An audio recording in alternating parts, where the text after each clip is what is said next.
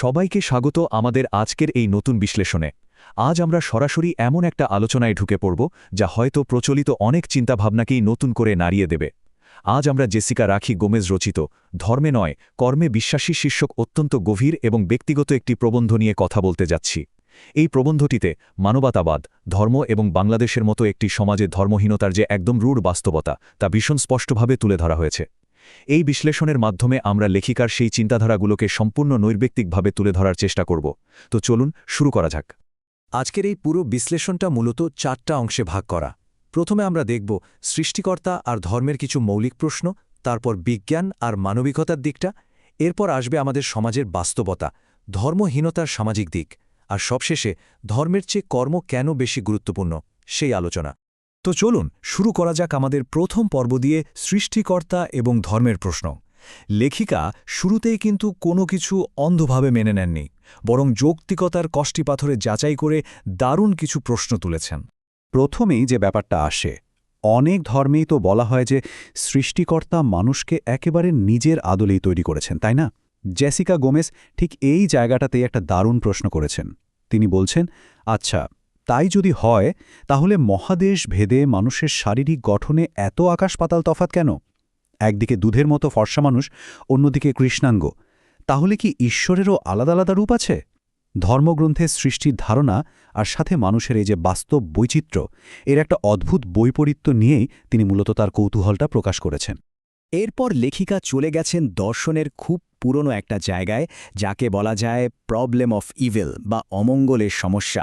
একটু ইতিহাস ঘাটলে কিন্তু দেখা যায় হাজার হাজার বছর ধরে শুধু ধর্মের নামেই পৃথিবীতে কত যে রক্তপাত, কত যে সহিংসতা হয়েছে তার কোনো হিসাব নেই। মানুষ নিজের ধর্ম বাঁচাতে গিয়ে নিরীহ মানুষের প্রাণ নিচ্ছে। তো লেখিকার প্রশ্ন হল, একজন মঙ্গলময় সৃষ্টিকর্তা কেন চুপচাপ এসব বিভীষিকা সহ্য করেন? এত মানুষের আর্তনাদ শোনার পরও তিনি কেন নতুন কোনো উদ্ধারকর্তা পাঠিয়ে এই হানাহানি চিরতরে থামিয়ে দেন না? আরেকটা ব্যাপার লক্ষ্য করলে দেখা যায় পৃথিবীতে এত এত ধর্ম, আর সবাই কিন্তু দাবি করছে যে তাদেরটাই একমাত্র সঠিক পথ। লেখিকা বেশ জোরালো একটা যুক্তি দিয়েছেন এখানে। যদি সৃষ্টিকর্তা সত্যিই থাকেন আর তিনি সবার মঙ্গলই চান, তাহলে যারা তথাকথিত ভুল ধর্ম পালন করে পুরো জীবনটা পার করে দিচ্ছে, তাদেরকে তিনি নিজ দায়িত্বে সঠিক পথে নিয়ে আসেন না কেন? একটা মঙ্গলময় সত্তা কেন মানুষকে সারা জীবন ভুলের মধ্যে থাকতে দেবেন? এই প্রশ্নটা কিন্তু সরাসরি ধর্মীয় বহুত্ববাদের লজিকটাকে একেবারে চ্যালেঞ্জ করে বসে। এবার আসা যাক আমাদের দ্বিতীয় পর্বে, বিজ্ঞান ও মানবিকতার যুক্তি।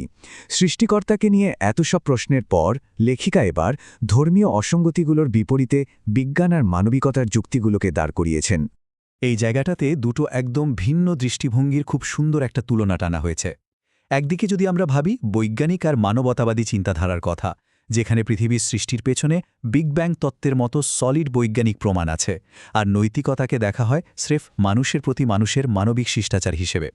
অন্যদিকে আছে আমাদের চেনা ঐতিহ্যগত ধর্মীয় দৃষ্টিভঙ্গি, যা বলছে এই মহাবিশ্বের অস্তিত্বের জন্য একজন সৃষ্টিকর্তা থাকাটা একদম অপরিহার্য, আর ভালো কাজ বা নৈতিকতার মূল উদ্দেশ্যই হল সৃষ্টিকর্তার আরাধনা করে মৃত্যুর পর স্বর্গে একটা জায়গা পাকা করা। তো জেসিকার প্রশ্ন হল, বিজ্ঞানের কাছে যখন চমৎকার সব ব্যাখ্যা আছেই, তখন মানুষের জীবনে শুধু স্বর্গের লোভে ধর্মের আর কি দরকার? তবে বিজ্ঞান আর যুক্তিপথের সবচেয়ে বড় বাধাটা কোথায় জানেন?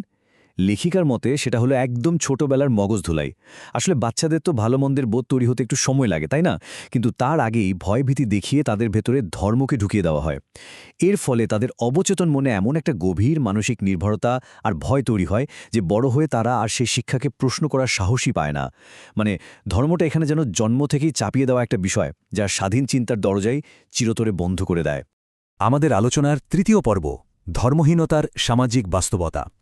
এতক্ষণ তো দর্শনের কথা হলো, এবার আমরা দেখব আমাদের চারপাশের সমাজে, বিশেষ করে বাংলাদেশের মতো জায়গায় ধর্মনিরপেক্ষ দৃষ্টিভঙ্গি নিয়ে চলাটা বাস্তবে কতটা কঠিন আর রূঢ়। এদেশে অবিশ্বাস বা সংশয়বাদ কিন্তু স্রেফ একটা ব্যক্তিগত দর্শনের ব্যাপার নয়, এটি রীতিমতো একটি বিপজ্জনক অবস্থান। প্রথমত, সরকারি কোনো কাগজপত্রে ধর্মহীন বলে কোনো অফিসিয়াল অপশনই নেই, ফলে পদে পদে জবাবদিহির মুখে পড়তে হয়। ধরা যাক আধুনিক মনস্ক কোনো বাবা মা চাইলেন যে তাদের সন্তান বড় হয়ে নিজের ধর্ম নিজেই বেছে নেবে, ব্যাস সমাজ আর আত্মীয় স্বজন যেন রেড়ে করে তেড়ে আসে। এমনকি বিয়ে বা সম্পর্ক স্থাপনের ক্ষেত্রেও নাস্তিকদের একঘরে করে রাখা হয়। আর সবচেয়ে ভয়ঙ্কর ব্যাপারটা হলো স্রেফ এই বিশ্বাস না থাকার কারণে চরমপন্থী গোষ্ঠীগুলোর কাছ থেকে রীতিমতো প্রাণনাশের হুমকিও জোটে। সমাজে নাস্তিকদের আসলে কিভাবে দেখা হয় তার একটা ভয়ঙ্কর চিত্র ফুটে উঠেছে লেখিকার এই উক্তিতে। আমাদের সমাজে এটা যেন একটা বদ্ধমূল ধারণা হয়ে দাঁড়িয়েছে যে ধর্মের ভয় না থাকলে মানুষের কোনো নৈতিকতা বা মনুষ্যত্ব থাকতেই পারে না। এই যে একটা সামাজিক কলঙ্ক বা স্টিগমা, এটা এতটাই গভীরে যে এখানে ধর্মকেই নৈতিকতার একমাত্র মাপকাঠি হিসেবে ধরা হয়, আর এর ফলে একজন অবিশ্বাসী মানুষের ব্যক্তিগত সততাকে সম্পূর্ণভাবে অস্বীকার করা হয়। আর এই ধর্মহীনতার খেসারত যে শুধু ওই একা মানুষটাকেই দিতে হয় তা নয়, টান পড়ে পুরো পরিবারের ওপর। লেখিকা জানাচ্ছেন, সমাজ তখন তার পরিবারকে এই বলে অপমান করে যে তারা সন্তানকে যথাযথ ধর্মশিক্ষা দিতে ব্যর্থ হয়েছে। এমনকি ধর্ম নেই মানে কোনো মূল্যবোধ নেই, এই উদ্ভট আর ভ্রান্ত ধারণা থেকে অনেক সময় নাস্তিক নারীদের বিভিন্ন অসংযত বা অশালীন প্রস্তাবের শিকারও হতে হয়। সত্যি বলতে এটা খুবই মর্মান্তিক যে স্রেফ ব্যক্তিগত একটা বিশ্বাসের অভাবে কিভাবে একটা গোটা পরিবারকে এভাবে সামাজিকভাবে হেনস্থা করার হাতিয়ার বানানো হয়। সবশেষে আমরা চলে এসেছি আমাদের চতুর্থ পর্বে, ধর্মের চেয়ে কর্মের প্রাধান্য। এত সব সামাজিক প্রতিকূলতা আর চাপের পর নৈতিকতা নিয়ে লেখিকার চূড়ান্ত উপসংহারটা আসলে কি, চলুন সেটাই এবার দেখে নিই। এখানে ধর্মীয় বিচারের কনসেপ্টটাকেই একটা মোক্ষম প্রশ্নের সামনে দাঁড় করানো হয়েছে। ধরা যাক এমন একজন মানুষ যিনি সারা জীবন সৎ থেকেছেন, ন্যায়ের পথে চলেছেন, মানুষের উপকার করেছেন, কিন্তু ব্যক্তিগত জীবনে কোনো সৃষ্টিকর্তার উপাসনা করেননি, তাহলে কি শুধু ওই ঈশ্বরের নাম জপ না করার অপরাধে তাকে অনন্তকাল নরকের আগুনে পুড়তে হবে? একজন সৃষ্টিকর্তা আসলে কি চান?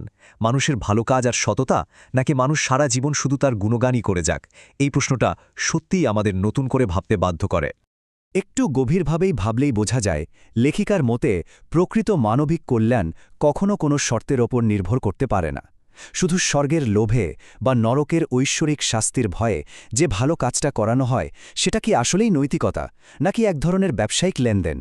জেসিকা বিশ্বাস করেন, সত্যিকারের মনুষ্যত্ব আর সততার জন্ম হওয়া উচিত মানুষের একদম ভেতরের সহানুভূতি থেকে, কোনো অদৃশ্য শাস্তির ভয়ে গুটিসুটি মেরে থাকতে নয়।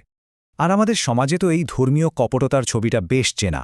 এমন অনেক মানুষ আছেন যারা হয়তো সারা জীবন গরিবের হক মেরেছেন, নানা অন্যায় করেছেন, আর শেষ বয়সে গিয়ে হজ করে বা পাদ্রির কাছে পাপ স্বীকার করে সব পাপ ধুয়ে ফেলার দাবি করছেন। লেখিকার মতে এটা এক চরম ভণ্ডামি। এর উল্টো দিকে রয়েছে সেই মানবিক অখণ্ডতা, যেখানে মানুষ কোনো ধর্মীয় তকমা ছাড়াই শুধুমাত্র নিজেদের সৎকর্ম, উদারতা আর ন্যায়ের মাধ্যমে একটা সুন্দর জীবন কাটিয়ে দেন। লেখিকা কিন্তু এই দ্বিতীয় পথটাকেই অনেক বেশি শুদ্ধ বলে মনে করেন। একদম শেষ পর্যায়ে এসে আমরা প্রবন্ধের সবচেয়ে শক্তিশালী কথাটিতে পৌঁছে গেছি। লেখিকা স্পষ্ট ভাষায় জানিয়েছেন যে প্রথাগত কোনো ধর্মে তার বিশ্বাস নেই, কিন্তু তিনি মানবতায় বিশ্বাস করেন, সততায় আর উদারতায় বিশ্বাস করেন। তিনি ধর্মের চেয়ে কর্মকে অনেক বেশি বড় করে দেখেছেন। আজকের এই পুরো বিশ্লেষণটা শেষে আমাদের সবার জন্যই একটা গভীর প্রশ্ন থেকে যায়। দিন শেষে একজন মানুষের মূল্যায়ন আসলে কিসে হওয়া উচিত? স্রেফ তার ধর্মীয় পরিচয়, নাকি তার কর্ম আর মানবিকতায়? উত্তরটা না হয় সবার নিজস্ব ভাবনার জন্যই তোলা থাকল।